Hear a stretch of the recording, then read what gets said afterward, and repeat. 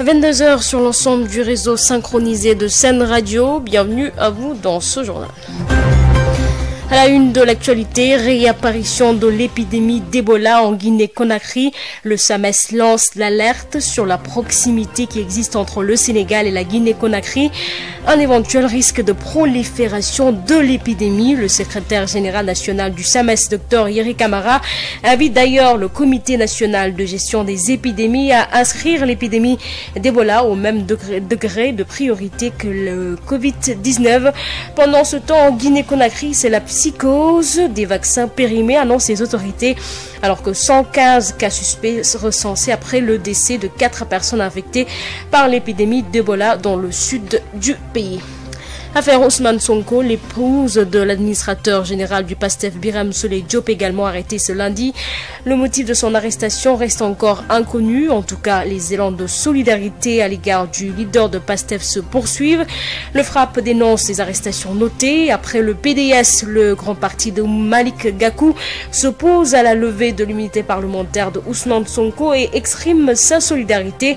La présomption d'innocence doit être respectée. Les avocats de Sonko, eux, dénoncent un complot contre leurs clients.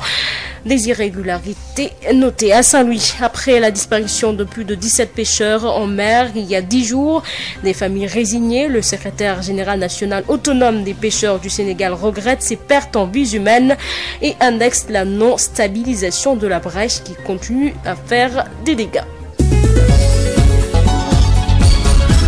Aïssatou Gueiba. À la présentation, Hassan Toun assure la mise en onde de ce journal. Merci de nous choisir pour vous informer.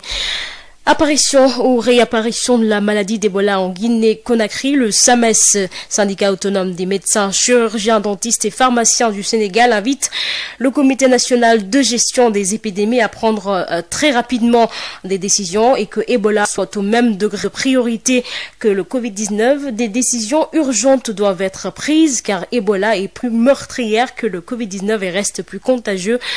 Dr Yeri Camara, secrétaire général national du SAMES, est interrogé par Marie-Rosalie Ndiaye. Par rapport à Ebola, je pense qu'il faudrait que rapidement que le système national de gestion des épidémies ne soit pas seulement un système national de gestion des épidémies à Covid-19, qu'on prenne très au sérieux, en tout cas les cas qui sont survenus en Guinée, et que les dispositifs soient pris dès à présent, parce que nous avons des régions frontalières, nous avons des districts frontalières qui sont exposées, et sachant le niveau en tout cas de proximité entre le peuple frère de la Guinée, nous savons que les va-et-vient existent. Donc il faut que très rapidement que l'État prenne en charge cette question au plus haut niveau et que des dispositifs soient pris au niveau du contrôle des frontières, qu'on puisse vraiment prendre au sérieux et mettre en place un dispositif par rapport aux frontières terrestres, parce que autant on voit qu'au niveau des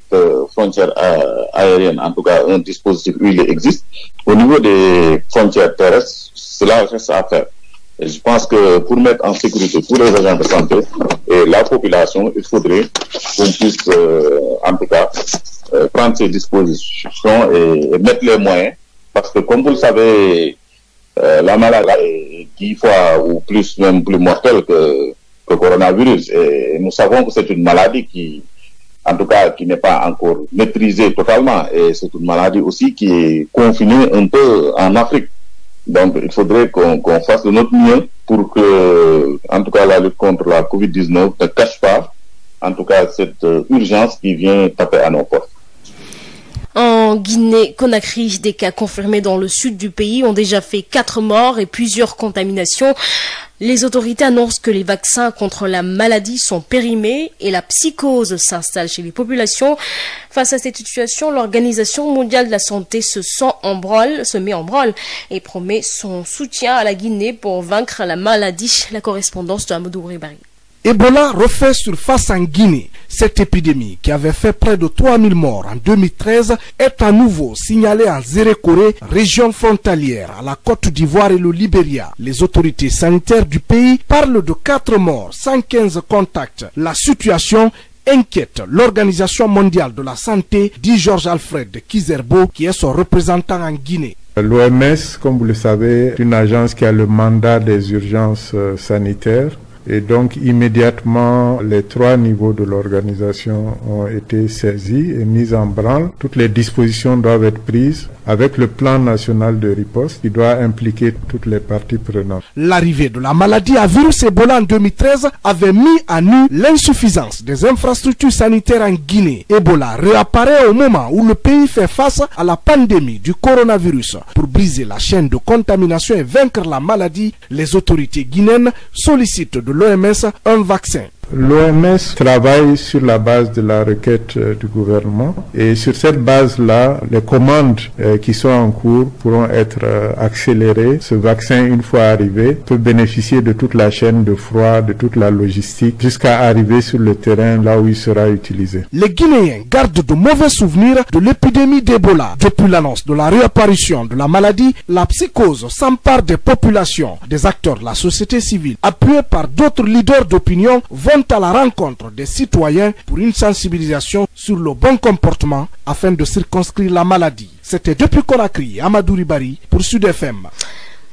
Amadou Ribari, restons dans le domaine de la santé, mais retour au Sénégal avec le coronavirus et ses conséquences qui inquiètent le syndicat des inspectrices et inspecteurs de l'éducation nationale du Sénégal qui alerte d'ailleurs le protocole sanitaire n'est plus respecté, sans parler de l'inactivité des comités de veille, ce qui pousse d'ailleurs certains syndicats à exiger la fermeture des écoles, mais pour le syndicat des inspectrices et inspecteurs de l'éducation nationale du Sénégal, ce n'est pas la bonne solution. Les inspecteurs appellent l'État à régler les questions liées au déficit de personnel, aux classes pléthoriques et aux abris provisoires, entre autres, sans oublier les revendications, les précisions avec El Kantarassar, le secrétaire général national du syndicat des inspectrices et inspecteurs de l'éducation nationale du Sénégal, joint par Mame Diarra da Silva. Il est possible de concilier les impératifs de la gestion de la Covid et ceux de la gestion du système d'éducation et de formation, et que la fermeture des écoles ne devrait être envisageable et envisagée que quand toutes les options de résilience seront évacuées. Il nous semble possible qu'en plus des mesures indiquées prises par la tutelle et qui vont dans la bonne direction, que sous certaines conditions telles que la résolution des manquements liés au protocole sanitaire, au déficit en personnel, la question des classes pléthoriques, la profusion de classes spéciales, avec l'épineuse question du projet zéro abri provisoire, ce projet qui fait du surplace, parce que depuis 2017, la structuration en Côte-Loup et le niveau de réalisation a montré que nous sommes environ à 17% et que nous en sommes toujours au premier lot, et qu'à ce rythme-là,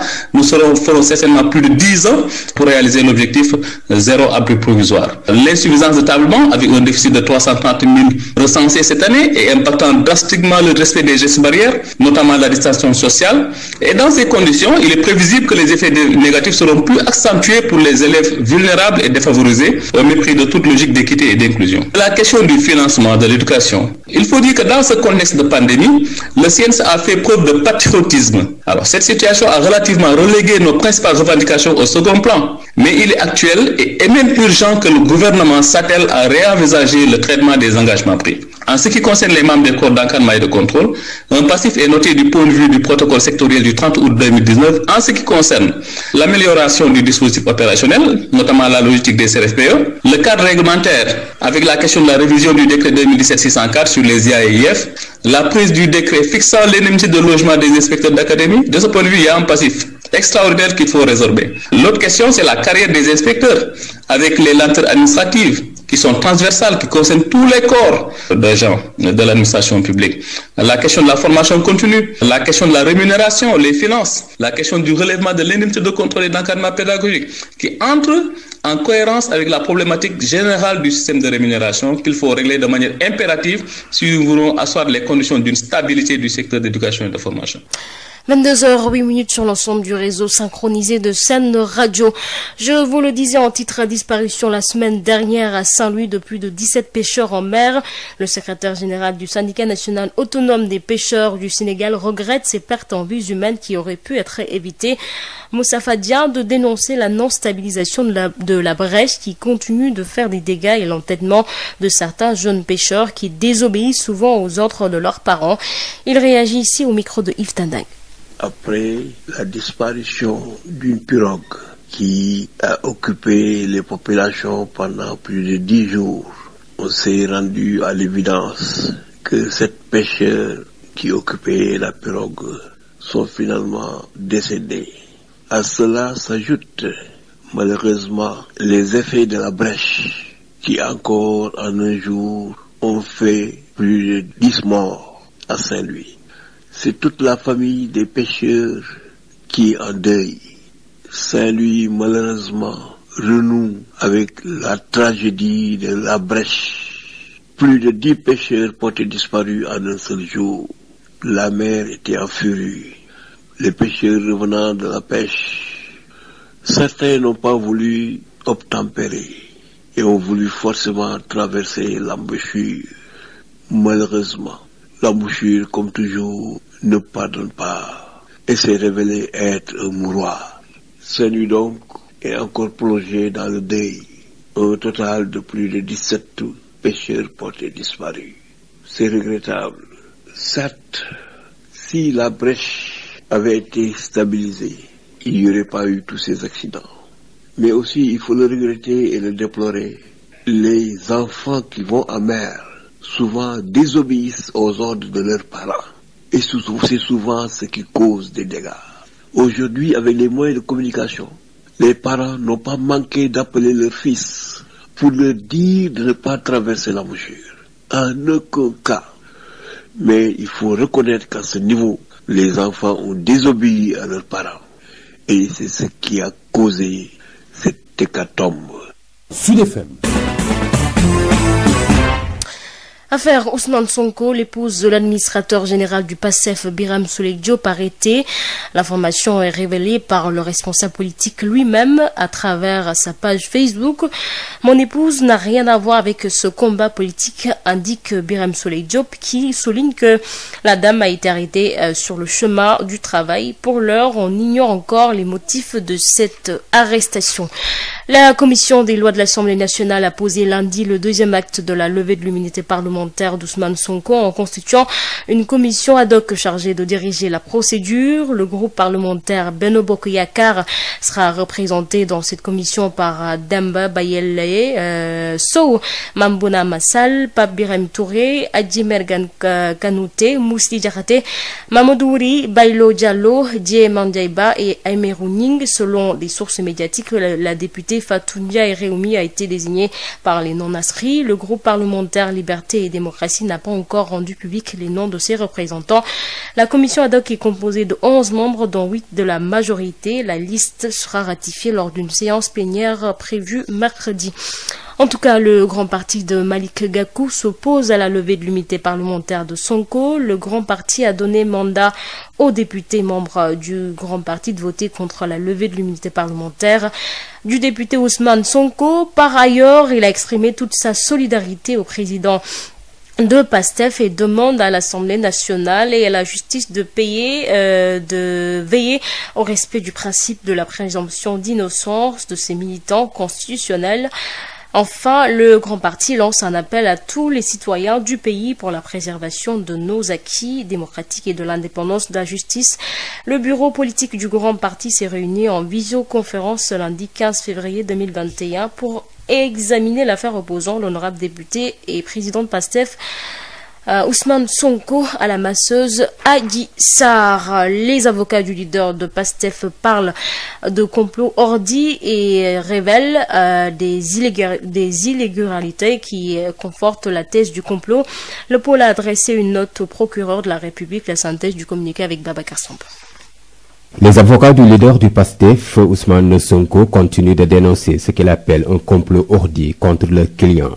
Le pôle a relevé dans une note adressée au procureur de la République plusieurs irrégularités qui confortent, selon le collectif, la thèse d'une machination et qui suscitent beaucoup d'interrogations. Pourquoi l'enquête diligentée par la section de recherche de Colobane, bien que révélant qu'un médecin et un avocat notamment ont été cités pour faciliter le déplacement de la plaignante Adji Sarr à l'heure du couvre-feu, n'a pas été poursuivie, ce qui est une curiosité selon les avocats du député Ousmane Sonko, puisque c'était techniquement très facile, après des réquisitions faites aux opérateurs de téléphonie mobile, d'identifier toutes les personnes qui ont eu à contacter la présumée victime, affirme-t-il. Le Conseil s'interroge également sur le fait que le médecin et les personnes qui ont accueilli Adji Sarr à l'hôpital n'ont pas été entendus. Autre fait non moins irrégulier selon les avocats, pour la première fois dans l'histoire judiciaire du Sénégal, un réquisitoire est pris contre X et sans que le juge d'instruction n'ait pris aucun acte. Il s'est attelé à saisir l'Assemblée nationale pour une levée de l'immunité parlementaire de X, identifié avant l'heure comme étant le député Ousmane Sonko. Et le tout, à savoir réquisitoire et saisine de l'Assemblée nationale, diligenté à un temps record, presque en moins de 24 heures, martèle le collectif des avocats d'Ousmane Sonko. Babacar Samb, l'arrestation des partisans d'Ousmane Sonko la semaine dernière lors des affrontements qu'ils ont opposés aux forces de l'ordre n'est pas du goût du mouvement Frappe France Dégage. Face à la presse lundi, les camarades de Guy Marius Sagna ont dénoncé les actes de torture qu'auraient subis certains manifestants.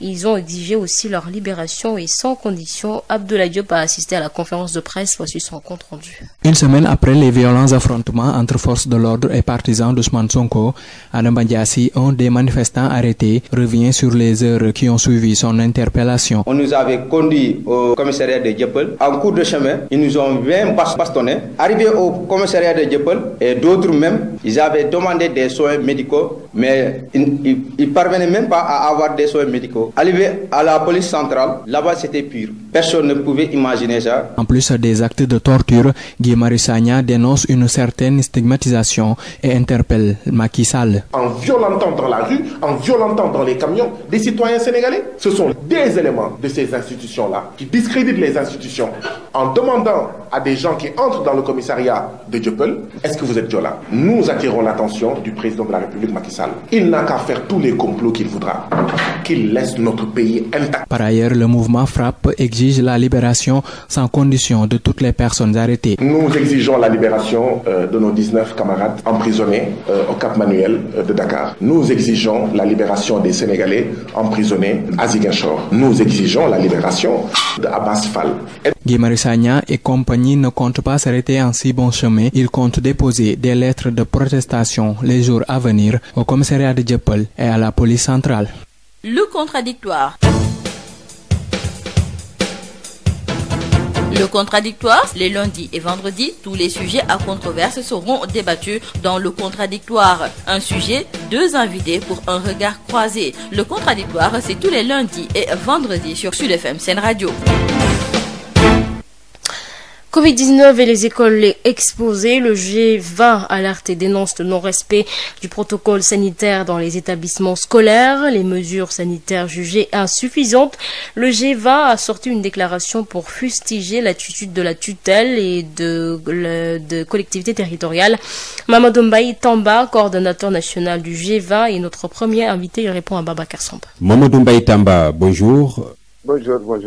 Vous êtes le secrétaire général du CEPI, le syndicat des enseignants pour le progrès, la performance et l'innovation, coordonnateur également du G20. Le G20 justement qui a sorti une déclaration fustigeant le non-respect du protocole sanitaire dans les écoles. Est-ce que vous pouvez revenir sur cette déclaration? Nous voulons dire qu'il y a une situation extrêmement grave et nous croyons que l'État ne semble pas prendre la pleine mesure de la gravité du contexte et l'urgence de mettre les élèves et les enseignants dans les conditions d'enseignement-apprentissage en conformité avec le protocole sanitaire recommandé par les spécialistes, les scientifiques de la santé, et aujourd'hui imposé par la pandémie à Covid-19. Or, ne pas prendre cette préoccupation-là au sein des établissements scolaires, je crois que c'est très très très grave, non seulement pour les élèves, les enseignants, mais aussi pour leurs familles et la communauté tout entière. Parce que n'oublions pas que l'école est le Sénégal en miniature, avec plus du quart de la population sénégalaise, que renferment également les établissements scolaires. Si on ne prend pas au sérieux cette préoccupation-là au sein des établissements, nous sommes au regret de dire qu'on pourrait également faire de des écoles des terreaux fertiles pour la propagation exponentielle du coronavirus. Et nous ne le souhaitons pas. Dans le communiqué qui nous est parvenu, vous avez également dénoncé l'insuffisance des actions menées par les collectivités territoriales. Alors pourquoi? Vous savez, quand on parle, nous parlons à la fois au ministère en charge de l'éducation et de la formation, mais également aussi aux collectivités locales, territoriales. Mais vous vous rendez compte, comment on peut dire que ces mesures aient été prises, tout à fait prises, de manière tout à fait stricte dans les établissements, alors qu'aujourd'hui, on ne doit pas prendre une mesure et laisser une autre. Même quand on parle de revenir sur les masques, quand on parle de 5 millions pour l'achat de masques, mais ça, c'est absolument rien du tout. C'est rien du tout. 5 millions de masques pour au moins plus de 4 millions d'élèves et enseignants, mais c'est absolument rien du tout. C'est au moins distribué pour chaque élève et chaque enseignant. Je crois qu'il faut quand même qu'on mette du sérieux dans cela. Hormis également les masques, vous avez plus de 30% des établissements publics qui ne possèdent pas de sanitaires, donc des toilettes et consorts. Et ça, c'est très grave. L'accès à l'eau potable au niveau des établissements, c'est un problème, une préoccupation. Et sans compter le fait qu'aujourd'hui, aussi bien en ville comme en campagne, nous avons des effectifs très pléthoriques. C'est inédit. Ou jusqu'en terminale, les élèves s'assoient à 3. Qu'est-ce qu'il y a de pris au sérieux pour empêcher également la contamination des élèves et des enseignants? Nous croyons qu'il y a mieux à faire, qu'il faut mettre davantage de moyens, n'est-ce pas, aux mains de l'éducation nationale, de l'informatique et de la formation professionnelle. Et là, c'est pour garder quelque part, c'est pour une occasion, pour dénoncer encore davantage la négligence des collectivités locales dans la prise en charge des préoccupations de l'école et de l'éducation. Alors que, depuis 1996, l'éducation est une compétence transférée aux collectivités territoriales. Est-ce à dire que les autorités locales n'ont absolument rien fait? Pas qu'ils n'ont rien fait. Certaines ont même essayé, font des efforts, il faut le dire. Mais dans la quasi-totalité des collectivités territoriales, elles ne font absolument pas grand-chose de significatif pour l'école, les élèves et les enseignants. Et c'est le moment, parce qu'au fond, comment pouvez-vous imaginer qu'avant même la reprise, qu'on n'ait pas songé également, comme certains l'ont fait, à désinfecter les lieux, à trouver des mesures les meilleures, à trouver les moyens importants pour doter davantage les élèves et l'école du moins, je veux dire, n'est-ce pas, pour aider l'école à être dans des conditions qui respectent également le protocole sanitaire. Et pour sauver le Sénégal, parce que ça c'est important. C'est important. Mais si on ne prend pas des mesures efficaces, drastiques au niveau des transports, qu'empruntent les élèves et les enseignants, et aussi également au niveau des marchés, etc., des lieux de rencontre, mais je crois que également, quelque part, c'est d'une main, c'est comme si on enterrait d'une main les trous également qui sont creusés par d'autres. Et là, si ces préoccupations ne sont pas prises en charge, vous envisagez des actions syndicales? D'envergure, pas seulement sur le point, c'est le seul point. Mais il y a un deuxième point, c'est effectivement, comme nous le disions auparavant, cette commission qui a laissé en rade également plein d'enseignants. Nous exigeons également que le ministère de la fonction publique, qui n'est pas le seul fautif, nous l'avons dit tout à l'heure, il y a le ministère de l'Éducation nationale, qui a sa part de la faute, parce qu'elle est d'abord coutumière des faits. La plupart des notes ne sont pas transmises au service du ministère de la fonction publique, pour être traitées et transmises au niveau de la commission administrative paritaire. Donc, si également des mesures urgentes ne sont pas prises, le G20 risque d'aller très bientôt également vers des actions syndicales d'envergure. Jusqu'à paralyser le système?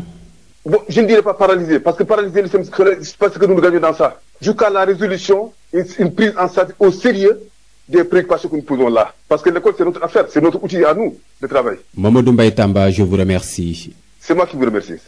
Je rappelle que vous êtes le secrétaire général du CEPI et coordonnateur national du G20. Notre second invité, il s'agit de Dr Macoumba Diouf, maire de la commune de Latmingué, par ailleurs président de la commission décentralisation de l'AMS. Il estime que ses pairs ont consenti d'énormes efforts dans la lutte, notamment dans les écoles, mais beaucoup reste à faire. Il est avec Babacar Samb. Docteur Macoumba Diouf, bonjour. Bonjour, monsieur Samb. Vous êtes le maire de la commune de Latmingué, président également de la commission décentralisation de l'Association des maires du Sénégal. La propagation du virus, on en parle ici au Sénégal, avec plus de 30 000 contaminations et des centaines de décès dans ce pays. L'école sénégalaise plus que jamais exposée. Alors, quel doit être le rôle des collectivités territoriales dans la lutte contre le coronavirus? Depuis le début, vous l'avez suivi, les maires ont beaucoup fait pour assister, parce que c'est les plus proches des communautés, pour assister leur communauté. Mais aujourd'hui, on devrait sous-estimer, on devrait considérer comme négligeable, façon de parler, tout ce qui a été fait compte tenu de l'envergure du phénomène. Et pour le cas de l'école, qui est le cas quand même le plus, en tout cas l'un des cas les plus sensibles, c'est que la sensibilité est liée au fait que qui dit école dit classe, dit forcément conditions de rassemblement. Et chez qui? Chez des jeunes pour l'essentiel qui peuvent être souvent, d'après les techniciens de la santé, qui peuvent même être des porteurs sains. Ils sont certainement capables de le transmettre. À qui? À leurs parents. Donc, la question est particulièrement importante. Voilà, justement, docteur, oui. Aujourd'hui on parle du respect du protocole sanitaire dans les écoles, qui est d'ailleurs une véritable équation. Des déclarations ont été faites, surtout la sortie du G20 qui dénonce l'insuffisance des actions menées par les collectivités territoriales. Alors, que dire? Mais ce qu'il faut dire, c'est qu'il n'y a pas que les collectivités, mais il y a d'abord les collectivités. L'État a contribué, les collectivités ont contribué, mais les partenaires de ces collectivités également ont contribué, y compris les fils et filles de ces localités. Mais je dis, on devrait redoubler d'efforts. C'est-à-dire, s'il fallait noter, on va dire peut mieux ou doit mieux faire. Et ça, je le lis au caractère préoccupant du phénomène. Donc, on devrait continuer. Parce que pour respecter un protocole sanitaire, il faut être dans les dispositions. Il faut avoir des écoles propres, traitées. Il faut avoir des écoles avec des élèves et un personnel qui dispose de masques. Il faut avoir des écoles où on a des lave-mains, des gels, ne serait-ce qu'au niveau des surveillances ou au niveau des classes. Il faut avoir donc ce dispositif qui permet de respecter les mesures d'hygiène, mais aussi les mesures barrières de manière globale. Et ça, justement, les écoles ont besoin d'être accompagnées. Je considère que ça se fait. Mais on devrait mieux faire. Parce qu'avant, au cours de la première vague, on a pu constater des mesures telles que l'arrêt des cours, la fermeture des écoles. Bref, mais là, on a décidé de vivre avec le virus, de parler. Je ne sais même pas si on a décidé. On est obligé de continuer et de maintenir l'activité économique, mais tout en échappant au virus. Et ça, c'est le respect du protocole sanitaire. Donc, moi, je dirais qu'il faut qu'on continue. Et c'est pour cela que j'ai décidé, moi, de lancer l'initiative un administré, un masque. Après, au niveau de votre commune? Au niveau de ma commune. Un administré, un masque en tissu lavable. L'opération est en cours. Mais avant ça, j'avais, à la rentrée scolaire, j'ai donné des masques à tous les élèves de la commune de Latmingué. Ils étaient évalués à 6 000 et quelques.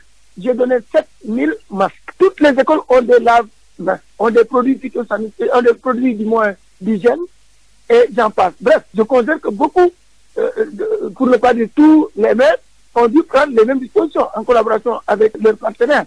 Mais j'engage tout le monde à aller dans un sens similaire, c'est-à-dire à la généralisation, à l'accès aux dispositions pour respecter les mesures barrières. Parce que les arguments sont faciles.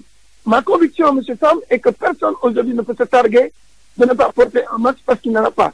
Donc je pense, M. Sam, c'est très préoccupant et il faut qu'on en fasse davantage. Et pour moi, ça passe par peut-être une sensibilisation qu'il faut renforcer. Oui, mais par une dotation, par une amélioration de l'accès, j'allais dire à une généralisation de l'accès à tout ce pactage ou tout ce kit, si je peux l'appeler comme ça, masque, produits phytosanitaires, produits d'hygiène, gel, l'accès à ce kit à l'ensemble des établissements scolaires. Pour le personnel enseignant, pour les élèves, mais aussi pour les parents, qu'au niveau des ménages, que les dispositions requises soient prises. Mais au niveau de l'école, je pense qu'on devrait être plus rigoureux. Voilà, docteur Macoumba Diouf, je rappelle que vous êtes le maire de la commune de Latmingué, c'est à Kaolack. Kaolack parmi les 5 régions les plus touchées avec des milliers de cas de contamination. Je vous remercie, mais je profite aussi pour lancer un appel spécifique aux populations de ma région, la région de Kaolack, où vous l'avez dit, le phénomène, comme partout ailleurs, mais pas forcément de façon similaire, où le phénomène prend une envergure qui devient de plus en plus préoccupante. D'accord. Donc, j'en appelle à la responsabilité de chacun d'entre nous, surtout dans notre région. D'accord. Merci beaucoup. Yotox anti-moustique pour le corps, les vêtements, les rideaux et draps vous protège contre les moustiques chez l'adulte et l'enfant. Val d'Afrique vous offre votre journal de la santé. Bonjour à tous et bienvenue. Parlons de la Covid-19 à Louga. Le nombre de cas quotidiens croît de manière exponentielle dans la région. Vendredi, le gouverneur El Hadj Bouya Amar a fait état de 704 cas à compter du 5 avril 2020, suffisant pour inquiéter et interpeller tout le monde, selon le gouverneur qui informe que dans la période d'octobre à février, plus de 200 cas ont été enregistrés. Face au non-respect du port du masque et des autres gestes barrières, le chef de l'exécutif régional invite les Lougatois à un sens de la responsabilité. Le gouvernement du Sénégal a débloqué 2,2 milliards de francs CFA pour l'acquisition de 200 000 doses de vaccins contre le Covid-19 auprès du groupe pharmaceutique chinois Sinopharm. Cette commande est certainement attendue dans les 10 prochains jours pour permettre le démarrage de la vaccination à des personnes vulnérables, le personnel de santé entre autres, précise l'agence de presse sénégalaise. C'est tout pour aujourd'hui. Merci de nous avoir suivis. Biotox anti-moustique pour le corps, les vêtements, les rideaux et draps vous protège contre les moustiques chez l'adulte et l'enfant. Val d'Afrique vous a offert votre journal de la santé.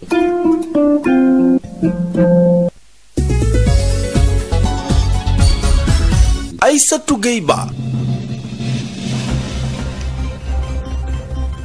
Réapparition de l'épidémie d'Ebola en Guinée-Conakry, le SAMES lance l'alerte sur la proximité qui existe entre le Sénégal et la Guinée, un éventuel risque de prolifération de l'épidémie.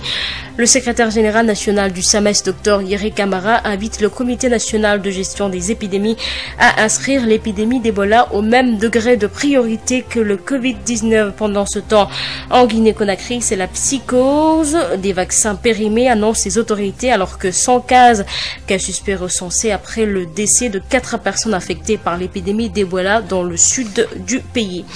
Affaire Ousmane Sonko, l'épouse de l'administrateur général du PASTEF Birame Souleye Diop, également arrêtée ce lundi. Le motif de son arrestation reste encore inconnu. En tout cas, les élans de soutien et de solidarité à l'égard du leader de PASTEF se poursuivent. Le FRAPP dénonce les arrestations notées. Après le PDS, le grand parti de Malick Gakou s'oppose à la levée de l'immunité parlementaire de Ousmane Sonko et exprime sa solidarité. La présomption d'innocence doit être respectée. Les avocats de Sonko, eux, dénoncent un complot ourdi contre leurs clients. À Saint-Louis, après la disparition de plus de 17 pêcheurs en mer il y a 10 jours, des familles résignées, le secrétaire général national autonome des pêcheurs du Sénégal regrette ces pertes en vies humaines et annexe la non-stabilisation de la brèche qui continue à faire des dégâts. Voilà, c'est la fin de ce journal. Merci de l'avoir suivi. Merci également à Hassan Choun qui en a assuré la mise en onde. Retrouvez Adaman John à 0h pour le prochain bulletin d'information. Restez sur nos ondes dans un instant. Sud Nutrition avec Marie-Rosalindia et le docteur Bintou Chersek. Tout juste après, retrouvez l'émission Dianobi.